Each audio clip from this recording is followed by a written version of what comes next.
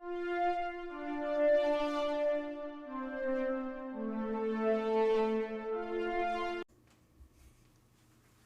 are happy to announce that this episode of the SWW show is partially brought to you by Humble Bundle. Well, not really. We are part of the Humble Bundle referral program, and we just wanted to say that if you like really cheap games and maybe helping charity pending the Humble thing going on, all you have to do is go to humblebundle.com/partner equals SWW. That's right, humblebundle.com/partner equals SWW. And you just do your normal stuff, and it just kind of helps us get a couple bucks here and there. Maybe it helps AJ get his lights, maybe it's Mike camera, maybe we actually pay Corey for helping us out. But again, if you're going to go buy games anyway, it might be worth checking out. Hello everyone, and welcome back to one of these interview episodes of the SWW show. I'm Mike, and here with me a special guest from not that far away. To get us started, do you mind introducing yourself and the game we're here to talk about? Yeah, so my name is Cooper Bebo. I'm an actor, writer, and producer. I work in film, television, and video games. And I've recently got my first indie game, Billy Saves the World. It just was in Steam Next Fest from the 10th of June till yesterday, the 17th. And happy to be talking about it today. Perfect. Why don't we start there then, kind of? So as we just said, we're coming straight off Steam Next Fest. Steam's kind of, since a few years ago, kind of done these kind of quarterly or monthly, kind of different festivals kind of going on. But Next Fest is unique because it's kind of like their like new big kind of flagship one. How kind of was the feedback you got to Next Fest, and kind of how was kind of like the traffic and kind of all that stuff you're tracking? Kind of was it kind of what you expected? Yeah, I would say it was both simultaneously what I expected and not what I expected. There was some good and bad. This was the first kind of big festival that we've partaken in, and so we weren't completely sure what to expect, but we did some reading, and I'm in some Discord groups with a lot of indie devs as well, so I've had some help. And even Steam themselves, they've talked with me back and forth of what to expect. A lot of them always say, like, don't rely on Steam Next Fest as your sole marketing campaign. It's meant to be part of your strategy, not your entire strategy. We're not big at all, so like we can't afford a giant marketing campaign. So we are kind of relying on these festivals to help us out beyond just shouting into the void of Twitter and other social media stuff. So going into it, I wasn't expecting an amazing response or even any response. I kind of felt that maybe we would just kind of get drowned out in all the noise, because there was, I think, around 1,800 games this year, but I was kind of pleasantly surprised. We got some feedback. We had people joining my Discord. We had hundreds of people trying the demo. We had quite a few people watching our live streams as well. We had like over 300 people watching our live streams. And then we had one or two people stream the game as well, but it wasn't.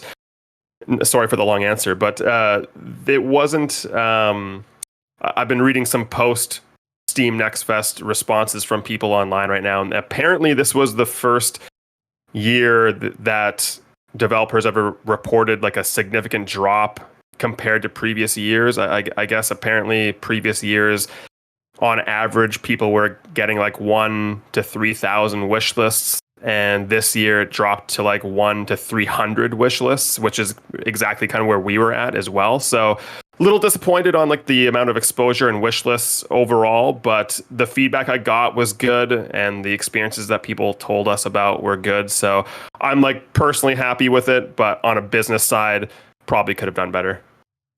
That is interesting, and that drop sounds astronomical. I don't know if I realized it was going to be that big of a drop, because I remember hearing those 1 to 3,000 numbers also, but it's interesting though how, like you're saying, it really dropped like 10%.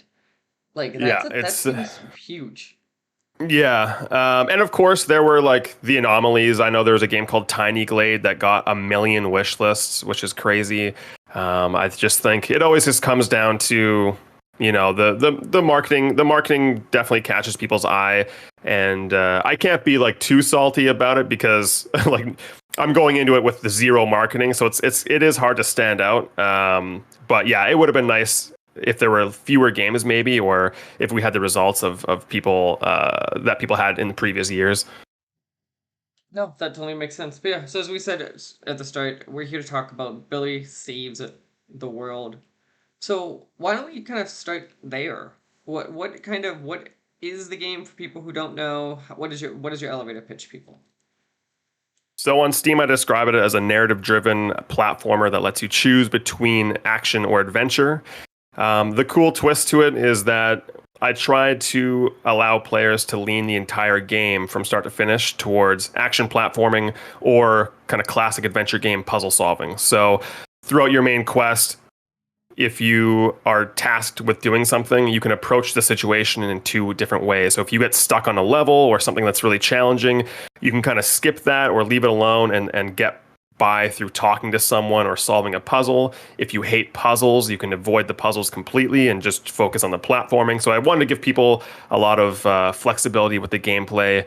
And that's also just combining my two favorite genres when I was a kid, which were platformers and like LucasArts adventure games. So that was kind of my idea behind the whole thing. So you said your big game kind of. We'll get to the look in a minute, but you said the big thing here is kind of the choice aspect, kind of that. Yeah. How kind of did you have any moments where you decided I'm making a player do one or the other, or kind of like have to force hand it, or is it truly kind of like a true level of open? There's definitely moments like it is platformer focused. I mean, just by nature of the movement, you are in full control of your character. It's not like a point and click. It is fully like a Mario style, like running around, jumping, and stuff like that. So by nature, you will be doing some platforming, but the most challenging parts and all of the levels, they're all optional. You can skip them completely, and you can also skip all of the puzzles as well. So you can kind of weave back and forth and 100% lean the game. I always like using the word lean because you can't 100% make the game just an adventure game, and you can't make the entire game 100% platforming, but you can lean the game greatly in either direction to support your playstyle or maybe your difficulty with those two genres. That's very interesting. That's such an interesting kind of combo there. I want to jump, I think immediately though into because I kind of mentioned there. The look of this game kind of really drew me to it kind of, and I want to talk about kind of inspiration kind of there and kind of the different kind of pieces of it. So I'm assuming this was kind of a throwback to kind of cartoons you loved, to kind of that style. Where did kind of this art kind of come from? Yeah, so I started conceiving the idea back in 2012, so a long time ago, and around that time there were so many like an oversaturation of pixel art games to the point where I'm like, man, there's so many of them, and we were originally going to go with that, but I was like, there's so many of those, and I thought we were going to be only working on the game for a couple of years, not 12 years. So I was like, to stand out, let's do something a little more timeless and not like with this pixel art fad. And so I changed things up, and I was looking at a couple of inspirations. Like Futurama is a huge inspiration, obviously, and it does have that kind of late 90s, early 2000s cartoon look to it. And then also Rayman, the like Rayman Origins, and even the original Rayman, the art style of those games were a big influence on the game's art as well. And I also just happen to have access to a lot of animators that work in animation that kind of do that art style. So I was like, okay, let's take advantage of that and kind of go full steam ahead in that direction. That no, that's pretty good. I could see the Rayman style immediately when she said that, and that was one where I was like, oh yeah, no, I could see the kind of I like the because it's like very much almost that crispiness kind of in the Yeah. individual pieces. I think kind of stand out. Let's Yeah. let's talk about so as I we're talking, I kind of have your Steam page kind of on my one monitor, just kind of floating in the background, and I keep Yeah. noticing these different pieces of like what looks like crafting and stuff like that. Can we kind of talk about different things the player kind of will be doing and kind of how these systems work? Yeah, so well, crafting in particular, it could be a word that throws people off, but I use it anyways. But if you're familiar with any kind of LucasArts adventure game, it's very common to just like combine two different items to make a new item to solve a puzzle, and so that's kind of where I was going with that. But I was using more of a modern term with crafting. However, you can make potions, healing potions, or speed potions, or a number of different things by mixing ingredients. However, because I know that some people hate crafting, that was another element of the game that I made completely optional. And I ended up taking that approach with every part of the design of the game, where I was like, I don't want anyone to ever feel forced to do something that they don't like doing. And so I tried to build a game where every part of it was like completely optional. You never have to do anything. And so, yeah, you can just completely ignore the crafting if you want to, or it does help. It does help you if you want a health potion on the go and you don't have any money, rather than trying to explore and find more money, you can just craft a potion and make it right there. But again, if you hate it, you never have to do that. That's interesting. That's also interesting how optional kind of those systems are kind of made. How did you kind of view while kind of designing then either the challenge or kind of difficulty of stuff then with that in mind of kind of having these systems that like you both kind of are giving available, but you both are trying to make purposeful that the player can also avoid? Yeah, I tried to just make every system be available for people, and it sort of works into the difficulty of the game. I had some people asking me if there is a difficulty setting in the game, and there's not. I tried to bake that naturally into the game. So, for example, you could start the game and kind of beeline right for the ending if you want to, and skip a lot, like most of the game, and you don't ever have to upgrade your character or get new abilities or more health. You can just get to the end, but it'll be a much harder path to do that. But if you want to make things a little easier, you can start upgrading your character. You can buy more hearts. You can use the mechanics to the game to your liking. So mixing things, creating things, crafting things, they can help you and make things easier. But you never are forced to do it. You don't have to do it. You never feel penalized if you don't do it. It's really just trying to make the player kind of just giving them the tools to do what they want, so that their experience through the game feels not only unique to them, but also they're spending their time doing what they want to do. I just play a lot of games where I like certain aspects of them, and I'm like, oh man, I wish I didn't like have to do this part. And so I was trying to avoid that with my game by allowing people to really customize every aspect of it. That's great. I always find it interesting when I have people on here always talk about kind of these systems they make that are like both very complex but obviously very optional for people, and kind of it's always this interesting like give and pull of like, oh, we want to give these systems but we know they're not going to be used a lot. Did you have any Yeah. like thoughts of that during the moment of like, oh, is it worth it? Or, like kind of those doubts. Um, I not really. I feel like one of the North Stars that I was shooting for was that, I play a lot of games, and a lot of games always kind of tout their customization or their unique paths through things, especially like Metroidvanias, where you can get different abilities and explore a map. But the problem I always found with Metroidvanias, for me at least, is that there isn't really any actual player choice in a Metroidvania. It's more so just the order in which you do the exact same thing as someone else. So you eventually do get the same abilities, and you do eventually experience mostly the same game as everyone else. You're just doing it in a different order than other people. And so for me, that Metroidvanias are all about exploring and revealing more of a map, and I always found that if you're kind of just going to do the same thing as everyone else, that kind of takes away the sense of actually exploring and discovery and finding things that feel unique to you. And so for me, making everything feel like an option elevated the sense of discovery. So it's like, oh, I didn't even know I could combine those, or I didn't even know I needed to, or could, or oh, I can just skip this whole thing. I don't, or you didn't even like know this entire ability or this entire character existed. So there's a lot of things in my game that'll happen that won't happen for other people. So if you're playing with your friend and you're talking about it, you might experience an entire different part of the game because you chose to do something and your friend didn't. And I also didn't want to put giant arrows pointing to these different things. I never tell people like, hey, you can do it this way or this way, or you could do this. I wanted to feel very natural, so that you just always feel like you're playing your way. You're not like just you're not simply making a choice A, choice B. It's just like, oh, you're playing, and you don't even realize you might be missing out on things, because I tried to to make sure everyone's experience, no matter what choice they make, is going to feel like their path kind of thing, if that makes sense. It's a lot of sense, and that's very interesting. So yeah, because when you're going through all this, then, and you're trying to actually make sure everything is this very custom or kind of options kind of thrown at players, does that make it a lot harder than for you guys to kind of test to kind of make sure it's still the experience you guys were wanting for all this stuff? Yeah, I think there's two big problems with this approach. The first problem is it's very hard to market this game because it's so hard to talk about the drastically different things you can do in it, and the combination of two genres, and the design freedom. It makes it hard to pinpoint one thing to focus on to kind of talk about and show even in a trailer or a video.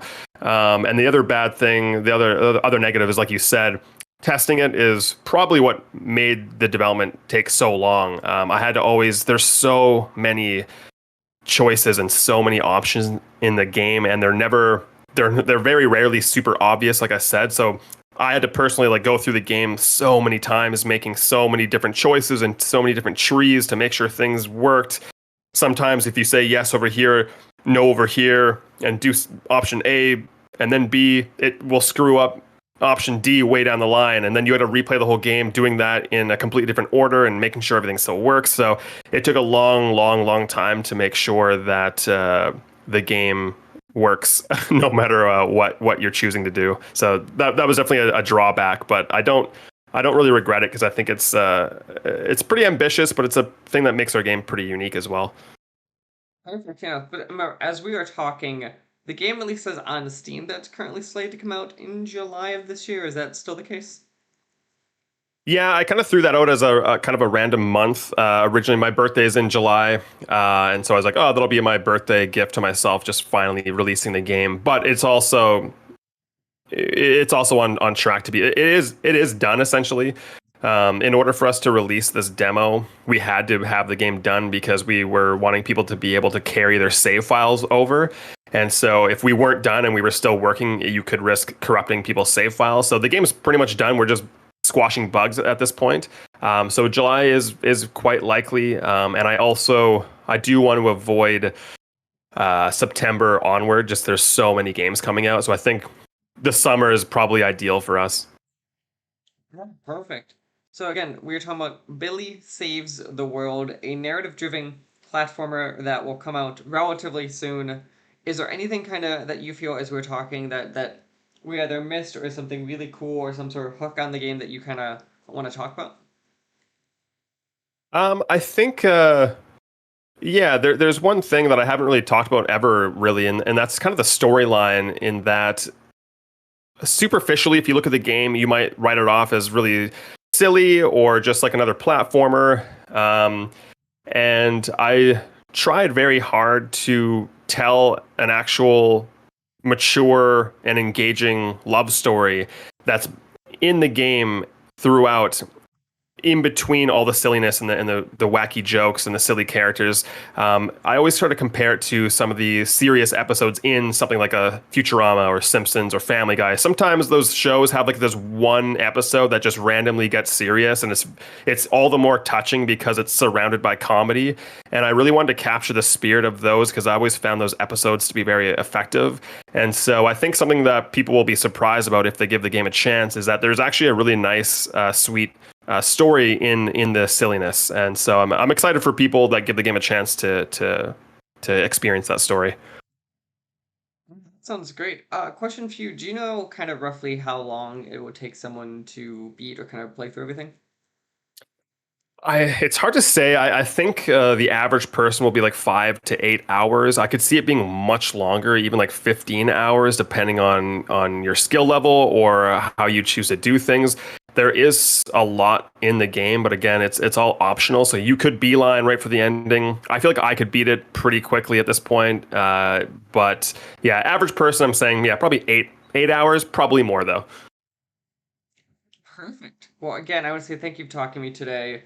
Before we wrap this up, kind of where should we be sending people to go check it out, go wish this game, all that fun stuff?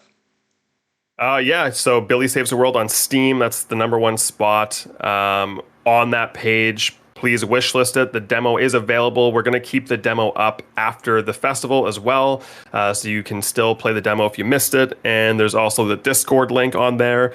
There's a YouTube link. I have devlogs where I really dive in deep on all of these systems and show the game off a bit more. So yeah, the Steam page has everything. So just search up Billy Saves the World and you're good to go. Perfect. Well, again, thank you for talking to me, and best of luck as you are getting towards the tail end of this development. Thank you very much. The SWW show and all of its affiliate podcasts are podcast by me, Mike Maroney, and AJ Losi, sometimes by contributors, including Corey King.